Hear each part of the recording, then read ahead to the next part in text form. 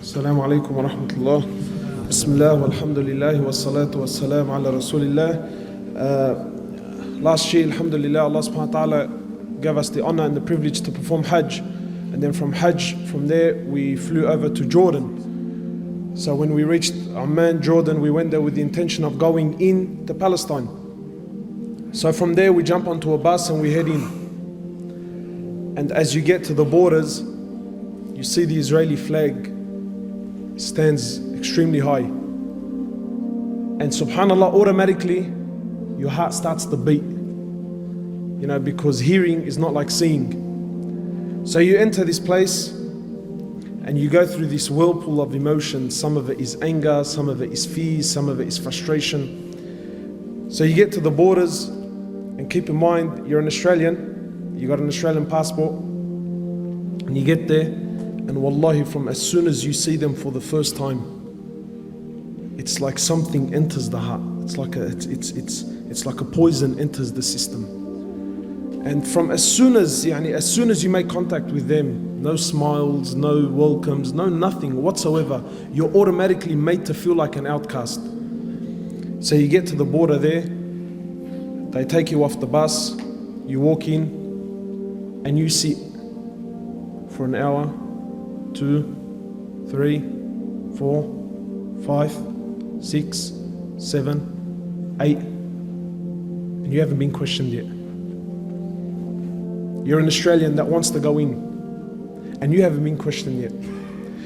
And as you sit and you watch, you'll see a Palestinian citizen, an old senior man, a man who we might call Ammar or Hajj or an old man, at least at the age of 70, 75 years of age. And you see a young Israeli soldier, a female, maybe about 18 years old, 19 years old, talking down at him, giving him orders. Wallah al-Azim, like he's an animal. Like he has no value, no worth, nothing whatsoever. Talking down at him, full if you could call it talking, it was more like barking, right? And you feel it, Wallah al-Azim, you feel it. And you sit there and you bite your tongue. And this is a Palestinian. This is an old man who is supposed to be receiving some sort of respect, and he's been spoken down at by a little 18-year-old. Anyway, so you sit there, and then eventually they call your name, and then a young lady, and don't think it's a coincidence that they're ladies. It's not a coincidence that they're ladies. Then a young lady will come over, she calls you out, and then you got to follow her. You walk into the room, you sit down. Who are you? Why are you here? And then she starts to ask, why have you come to Palestine? And what, sorry, they call it Israel. But why are you here? What business do you want from here? Why do you choose to come here? Why didn't you just go straight home? Full on. And this can carry on.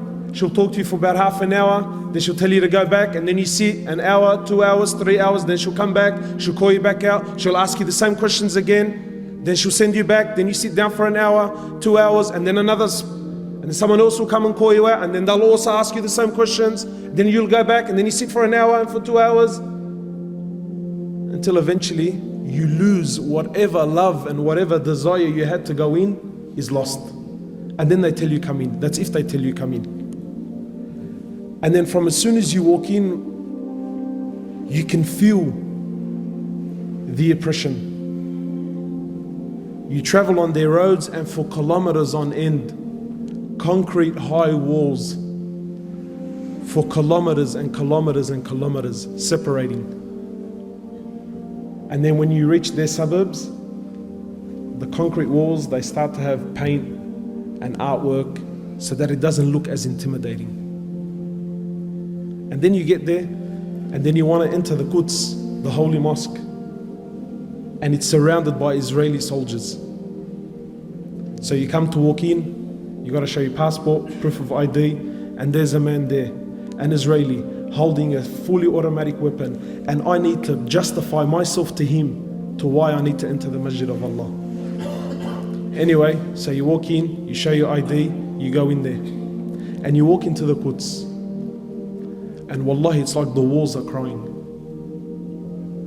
There's no youth because they don't allow them. No youth. You walk in and they have a stand, a glass stand with a collection of bombs, grenades, shells, things that have been fired into the masjid over the period of years. You look at the shells made in the USA. Anyway, so you pray your Isha, and maybe now you're thinking, maybe I'll stay and make some dua. No, you can't stay, brother. Why? Because they got to lock up the masjid. 9:30, everyone's got to get out. But who does the final inspection? They do. Do you think they honor the masjid and take their shoes off? They walk in. And while all this is you can absolutely say nothing. And then you speak to the local and you tell him, how come, how come where's all the Muslims? How come there isn't more people? He tells you, brother, I have to show my passport and my ID 5 times before I reach the doors of the masjid. This is a citizen. He has to show his ID and his passport 5 times before he can reach the masjid. And if he forgets it, so let's just say he's forgotten, right? He can get charged. He falls into harm. You imagine in this country, you cannot travel from Lakemba to say Lakemba to Darwich. Say from Lakemba to Darwich. You get stopped twice. This is for the citizen, never mind the tourist. The citizen, his own country, he gets stopped twice, and twice he has to stop, prove who he is, get out of the car. If his wife is with him, she also has to get out of the car. The car's got to get inspected every single day. And if this brother has to go to Darwich twice, 3 times, 4 times, it's the same guard. He's seen him the first time, he's seen him a couple of hours ago. Him, his wife, his kids have to get out of the car and they have to inspect. But it gets worse. It gets worse. So we're traveling along the highway and you see this beautiful land of Palestine. And in the midst you see this odd object, this object that has nothing to do with the surroundings. And it's a container. Just a container that's sitting in the middle of bush. You think, how did that possibly get there? You know what it is, brothers? It's Palestinian land that some Jewish person puts his container on there, but it doesn't do anything. And it sits for a month, 2, 3, a year, 2 years, until it becomes normal to you. Until the Palestinians no longer question the container. And then what does he do? He builds a house there. It's become his land. That blunt, it's not, it's bluntly. And you see these little containers everywhere.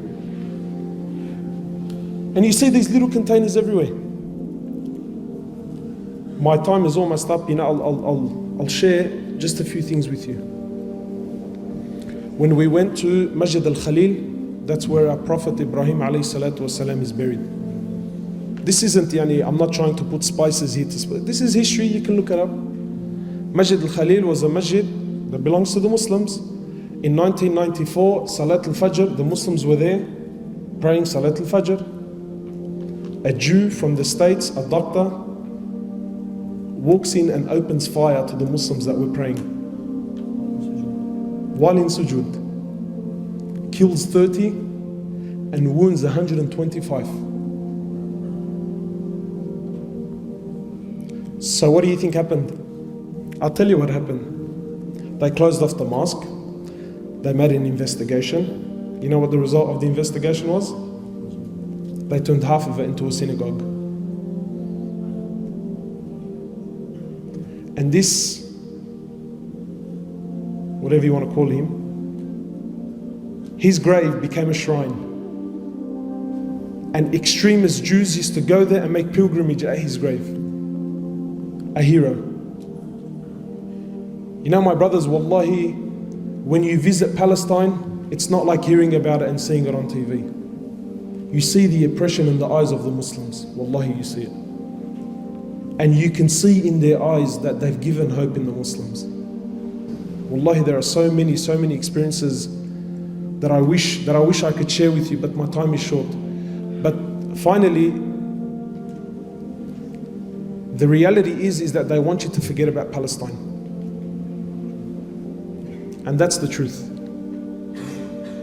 They don't want you, they don't want your money, they don't want your tourism, they want nothing. You and this place needs to finish. And so long as this place is not in the eyes of the Muslims, it's not in the hearts of the Muslims, then for them this is good. Have you ever asked yourself, why is it we know so little about Palestine? I'll end with this. This was a request of the Imam of Masjid al-Quds. He said to me, please go back and tell the youth of Islam to come and visit this place. He said, come and visit. And wallahi, understand that what's happening in Palestine is very real. Very, very, very real. Jazakallah khairan.